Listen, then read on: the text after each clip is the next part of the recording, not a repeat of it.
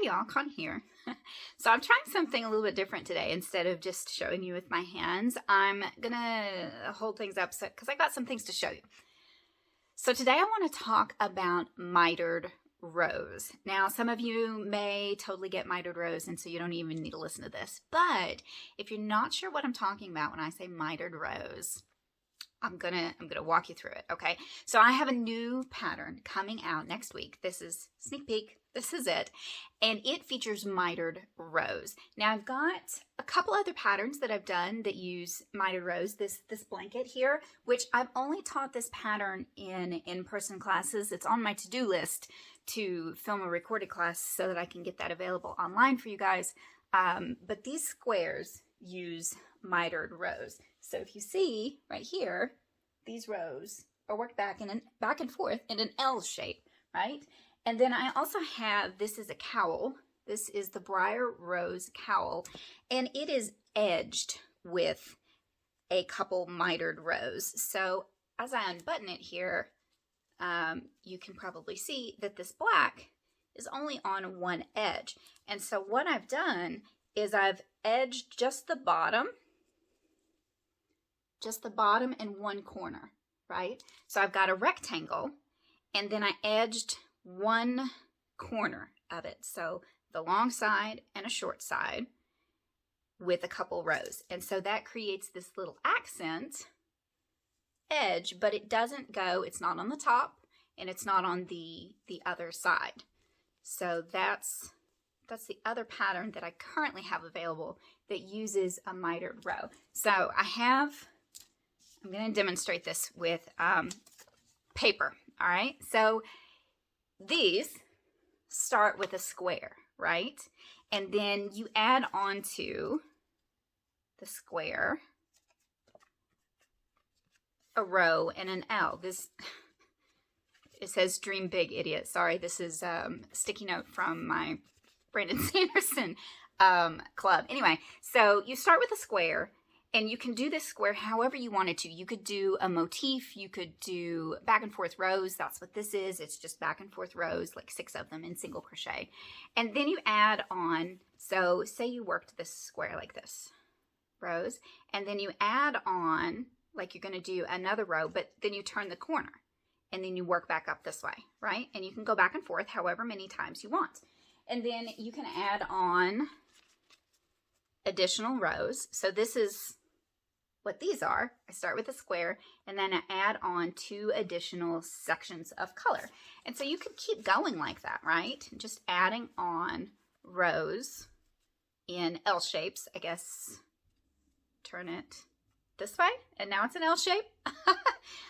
Or this would be also how you would create a like a log cabin style blanket. So you start out with your shape, and it wouldn't have to be square. You could do a rectangle, but I started with squares because I have the blanket there and it's easier to demonstrate. So you would do this first one here, and then instead of, this way, instead of it adding it on the side like that, you would add it on this side so that you get not a crooked row. All right. And so then you start adding on alternate corners. I should have gotten some tape to hold these in place, right? And so then this is where you get that log cabin style. So you start with your shape, square, rectangle, and then you add on some rows in an L shape on one side.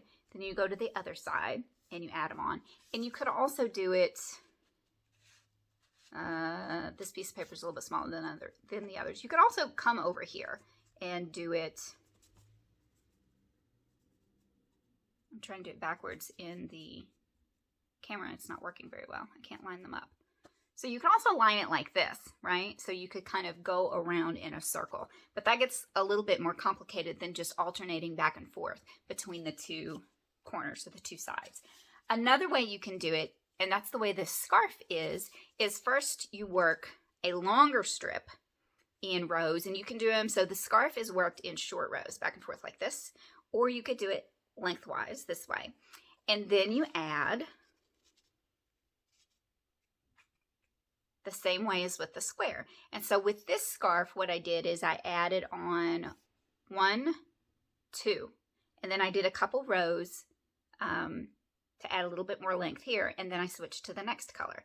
And so it's got 5 different sections. I don't have enough pieces of paper, but it would be, you know, just adding on that side, out, out, out, each time. But again, you could do the log cabin thing, or if you did an edging, you went all the way around it, you're essentially working 4 mitered rows. So it's not anything different than you've ever done before if you've ever edged anything. The difference is that instead of going all the way around what you're making, you're only doing one corner. So you're doing one edge, turn the corner, second edge, and then instead of continuing to go around, you turn around and you go back the way you came.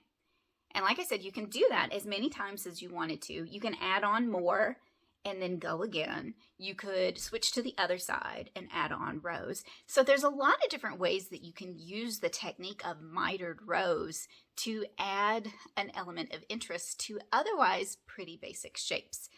But I just thought I would take a few minutes to kind of talk through how those work so that you can get an idea of what you can do with it. So another thing you could do, you know, I was talking earlier about having motifs. If you have a granny square, you could do the same thing. And I bet you could find granny square patterns that are mitered. So you start out probably just with the center square, right? But this is tiny anyway, so we'll go with it. But then instead of going all the way around, you would just go back and forth. You could switch to double crochet rounds, you know, you could just play with it. You just go back and forth in this L shape, and then you could join those together, kind of like I did here. So imagine if there was a granny square as the starting point, and then you just do the back and forth rows in the L shape. And that's all mitered rows are, is adding on part of an edging. So that's it. I'm excited to show you more of this scarf soon. But if you've got any questions about mitered rows or what you can do with them, or patterns that feature mitered rows, let me know. Comment on the video, send me a direct message on Facebook or Instagram, or email me. I'd love to help you out if I can. And yeah, I will see you next week with more info. Oh, here. See the different ends? I'm getting ahead of myself. I know it, but do you see how the ends are different? That's because they're mitered rows. It's just a fun way to to spice things up, I guess. So, all right, I'm done talking about mitered rows. I hope you enjoyed this, and I'll talk to you next time.